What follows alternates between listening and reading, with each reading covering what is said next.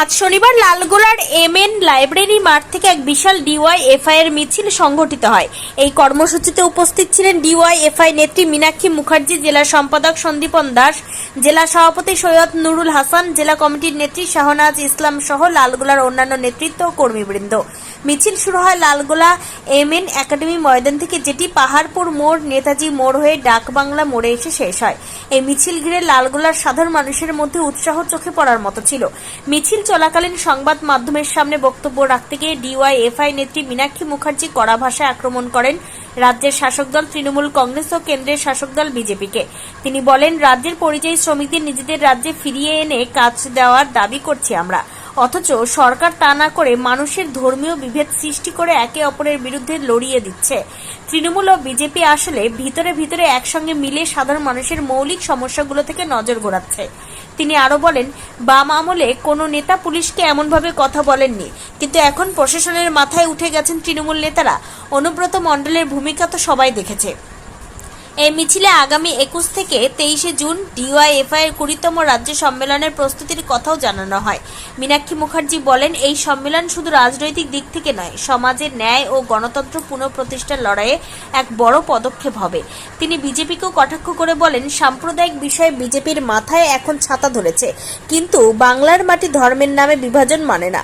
আমরা মানুষের অধিকারের জন্য, কাজের জন্য, শিক্ষা স্বাস্থ্যের জন্য লড়াই চালিয়ে যাব।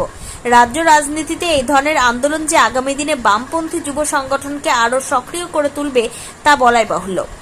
ব্যুরো রিপোর্ট, এসটিভি নিউজ, সময়ের সাথে সত্যের সন্ধানে।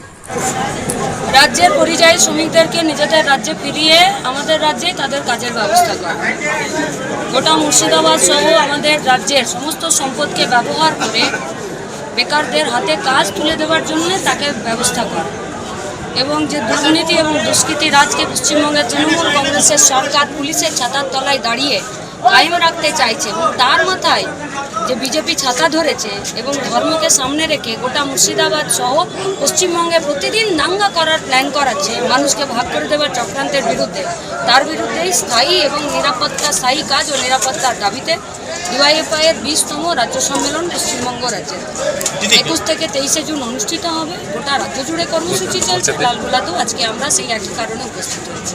দিদি, লালগোলা কিন্তু কংগ্রেসের ঘাঁটি হিসেবে পরিচিত ছিল, তারপরে ছেড়ে দিন, এটি কিন্তু বাম কংগ্রেসের জোটের দখলে রয়েছে।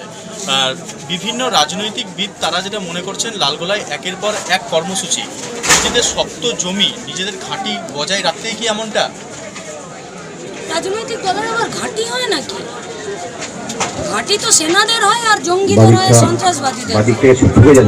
মানুষের জোট আমরা বলেছিলাম যে চোরেদের পঞ্চায়েতকে, দুর্নীতির পঞ্চায়েতকে, ঘুঘুর বাসা পঞ্চায়েতকে মানুষের পঞ্চায়েত তৈরি করতে।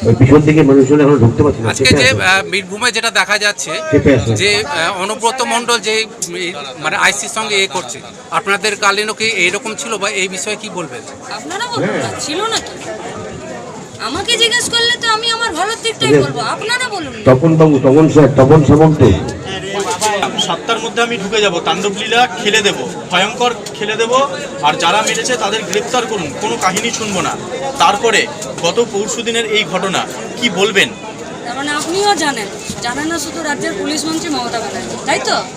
মানে আপনিও অনুব্রতের কর্মকাণ্ড সম্পর্কে সব জানেন না একমাত্র মমতা ব্যানার্জি। তার মানে মমতা ব্যানার্জি সব জানে, এটা ভুল? তাহলে মমতা ব্যানার্জি যেটা জানতে হয় সেটা জানে, যেটা জানার দরকার নাই, যেটা তার সুবিধার জন্য নয়, সেটা তিনি জানেন না। আসলে এই অনুব্রতরা হচ্ছে তৃণমূলের নেতা।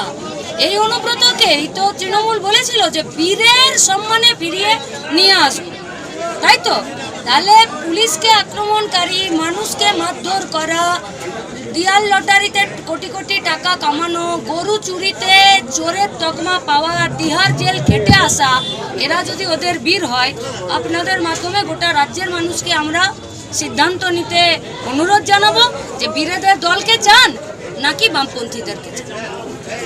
তারপরে দেখা যাচ্ছে যে অনেকেই মনে করছেন, যারা অনেকে কর্মী রয়েছেন, নেতা রয়েছেন, তারা অনেকেই মনে করছেন যে অনুব্রত মণ্ডলকে কোথাও যেন ব্যাকফুটে নিয়ে আসার চেষ্টা। একটু তাদের বসার ব্যবস্থা করে দিবেন। আমরা যারা যুব আছি কমরেড, একটু বয়স্কদের বসার ব্যবস্থা করে দেব। গ্রামের 100 দিনের কাজের কি লাভ? গরু চুরি, বালি চুরি, মাটি চুরিতে তার সঞ্চালক বিরুদ্ধে কোনো সৌগত লাভ রায় আছে? মঞ্চে আসবেন। অনুব্রত ফ্রন্ট ফুটে গেল না ব্যাক ফুটে গেল? এই অনুষ্ঠানটিতে আসলে তো back সঞ্চালক ফুটে সৌগত রায় যাচ্ছে মঞ্চে আমাদের আসবেন। রাজ্যটা। সেই ব্যাক ফুটে যাওয়া রাজ্যটাকে কি করে আবার ফ্রন্ট ফুটে আনানো যায়, তার জন্য ডিওয়াইএফআই সমেত বামপন্থীরা জানকবুল লড়াই করছে রাস্তায় দাঁড়িয়ে থেকে।